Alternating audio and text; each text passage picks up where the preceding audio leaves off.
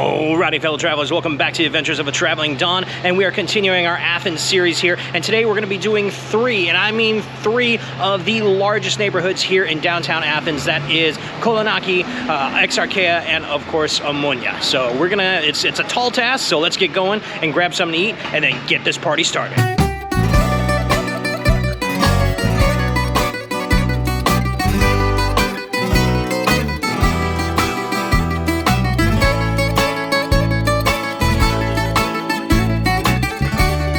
So the first neighborhood that we're in is called Kolonaki, and this is sort of just kind of a little bit northeast of the Hellenic Parliament. It's in Tagma, and it's kind of like a trendy, a little bit more upper scale neighborhood. It's got a lot of trendy cafes, restaurants, even like just like the stores. It's all a little bit more pricey than some of the other areas that we've been to in past videos here in Athens. But when you are down here, definitely come down to a couple different spots for breakfast.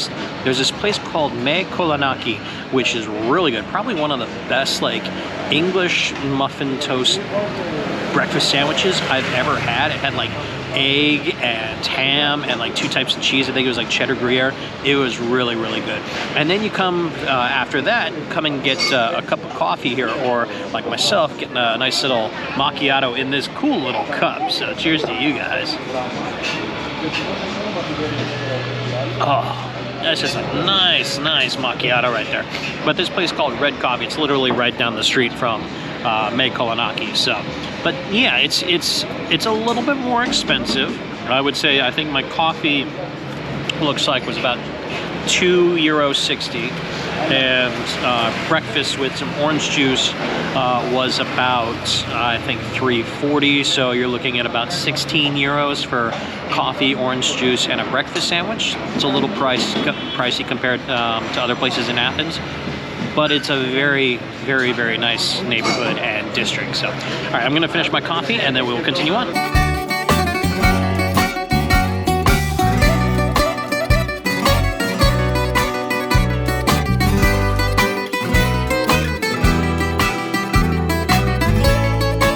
It's time for the history part of this particular tour, and we are here at the Lyceum complex, which includes, of course, the Lyceum itself, or as it is also called, the Lyceum, and then also the Byzantine Christian Museum and the War Museum of Athens. We'll get to those two museums in just a minute to check those out. But the Lyceum, of course, is the major article here. And of course, the Lyceum was Athens' ancient, shall we say, first gymnasium.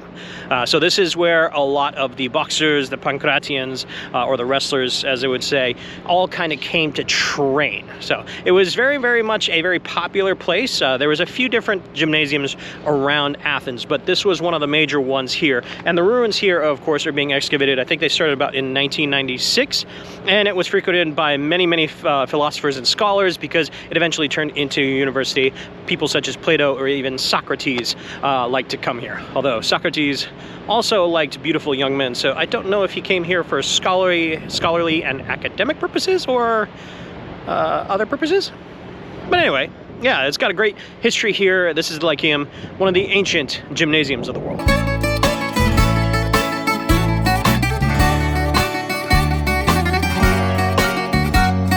Okay, so the two museums that are right next to the Lyceum are going to be the Byzantium and Church Museum and the War Museum of Athens. Now, the Byzantium and Church Museum kind of goes into the early histories of Christianity, has a lot of the old kind of like marble artwork that used to dot the churches near Athens and whatnot. And then, of course, a lot of kind of like old paintings that dot back from anywhere to like the 7th century to the, 13th century ADs, and it's really kind of cool. It's $4 for admission, €4 for admission, and there is no video take, so everything is kind of like still photography. However, the other one, the War Museum of Athens, is actually really kind of cool. They do allow you to take videos in there, and it's a little bit more free to kind of walk around. It's absolutely fantastic because I'm into military history, and the War Museum kind of goes into from around the time of the Turkish occupation, Ottoman empires, all the way through modern warfare. So there's a lot of different like scenes that are depicted there. There is a big armory, which is I was in there for like half an hour just like, oh, look at all these swords, look at all these old guns. They're really, really cool. And then on the back side, it kind of goes into now, once Athens and the rest of the world got into air fights and air warfare as well. So both of them are absolutely fantastic. The War Museum is about $6 for admission. So $4 admission for the Byzantium Church Museum, and then $2 to see the Lyceum. And then, of course, really the gem of the whole thing is outside of those museums here, in between the Lyceum and the Byzantium Church Museum specifically, there is this kind of place called Paradise, which is just this beautiful walking garden, which is absolutely fantastic. It does have some kind of historical stuff here you can check out and read about, but it's just a great place to kind of walk around. Very lush vegetation, very shaded, particularly if you're here during the summertime and it's hot. It's kind of a nice place to just you know, relax and kind of zen yourself out. It is very, very cool, and this is all included into the whole package.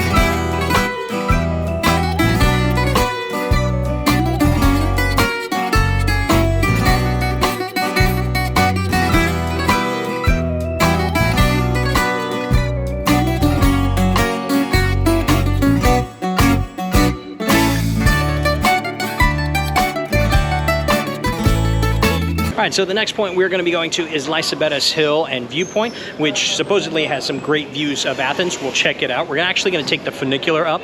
However, it is a bit of a walk from the museum to where the funicular is. I do, however, recommend walking it. It is a little tough because it is all uphill, but you're gonna run across places like this here behind me. This street, I think, is called Xenokratos, and every Friday they have a farmer's market. So if you're actually staying in the Kolonaki region, Xenokratos does have a farmer's market every Friday, I think from about probably 9 to 3.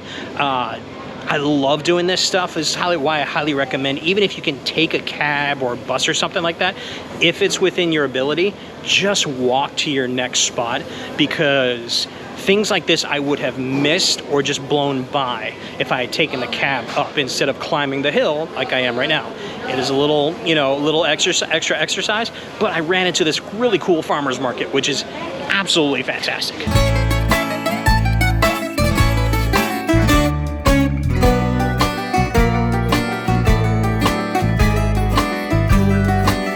All right, so we have made it to the top of Lycabettus Hill, and I don't even know if I'm pronouncing that right. I apologize throughout this entire video if I'm pronouncing things. I don't know Greek, so I'm doing my best. But it's absolutely fantastic. It's about 900 feet elevation. It is the highest point in central Athens. And you just talk about the views that you can see from here are epic. I mean, you can see pretty much all of Athens, every point, all the way to the sea. It's got, of course, a historical church up here. It's breathtaking. It's about 10 euros for a round trip on the funicular. I do highly recommend taking the funicular unless you want a good hike. I think it's about moderate to hard hike, anywhere from about 45 to 90 minutes, depending on how fit you are. But the funicular is a quick way to do it. Now, it's not a funicular where you have views. You're literally in a tunnel, almost kind of like Space Mountain-ish, but it is quick. It's maybe about a 8-minute ride. There is also a restaurant up here, so you can get something to eat while you're up here. And the funicular goes every half hour, but well worth it to come up here. It's absolutely gorgeous. Just this bird's eye view of Athens is fantastic.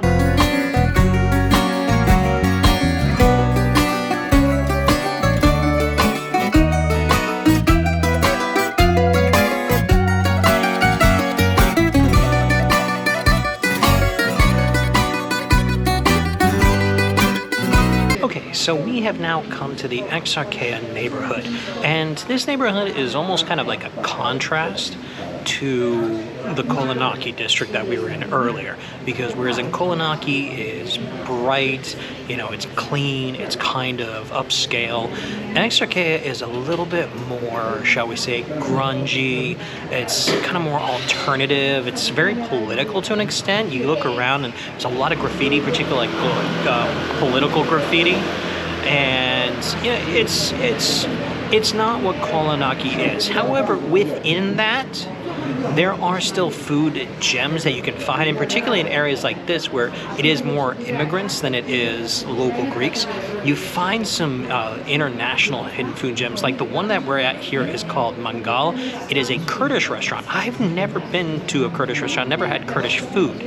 And what I just ordered looks absolutely phenomenal. First and foremost, it is huge. I mean, just look at that. This is called a pide. So a pide is basically a fermented sourdough flatbread, and they basically kind of put different ingredients on it. The one I got is kind of like it's called a soljuk, I think pide is what I got. Basically, it has this kind of like kayseri meat. It's called, I can't remember the name of it. I think it's called sukuk, but it's basically a beef-style sausage with different spices and stuff, and then they put Gouda cheese and butter on there. It kind of reminds me, the form of it almost looks sort of like a khachapuri from Georgia, if you've ever had Georgian cuisine. It's almost like if you had like a khachapuri and a pizza basically made a baby. This delicious smelling baby, and I know that's going to get clipped, but I'm just going to say it, this delicious smelling baby is just a great product. So we're going to try this out. My first time ever having Kurdish food, and it looks amazing. Oh my God. There's like a very, very good flatbread pizza. Oh, that sausage is fantastic. I know that they make like, it's like a beef sausage with like specific spices in it, but damn, that is good.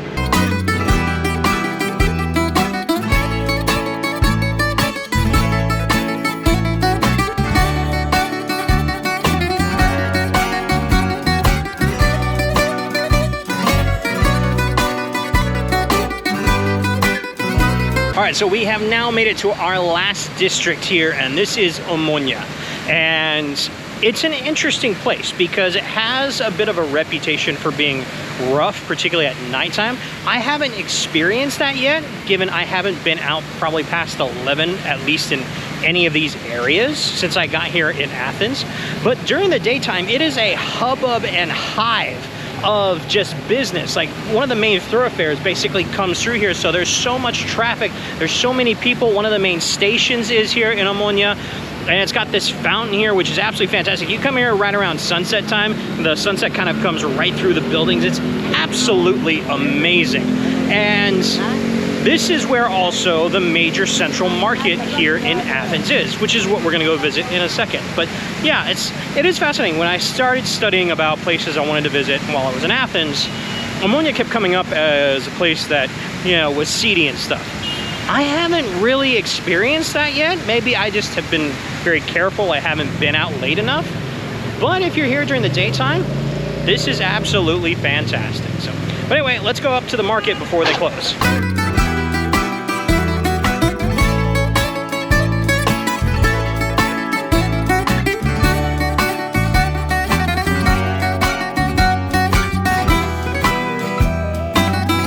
And this is the central main market here in Athens. And like I said, it's off the main strip here in the south part of Omonia.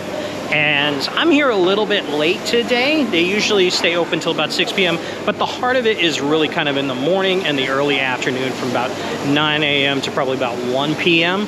So you can see a lot of the stalls are closed, but the ones that are still open, it's like you can get some great fresh fish, fresh spices, fresh pork, beef, all that kind of good stuff. Particularly the front end here that has like all the different types of almonds, nuts, spices, things like that. Those stay open until about 6 o'clock.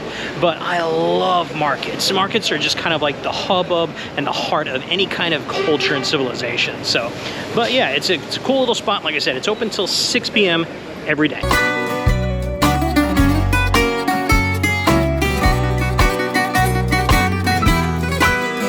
Okay guys, so I'm going to end this video here, and I hope you guys enjoyed this tour across three of kind of like the northeast and northern sections of Athens, which is Omonia, Exarcheia, and Kolonaki. I know it seems like I spent a little bit more time in Kolonaki, and that's literally because that's what I did. You know, it's my favorite of the three. As a neighborhood and district-wise, there's a lot more to do there.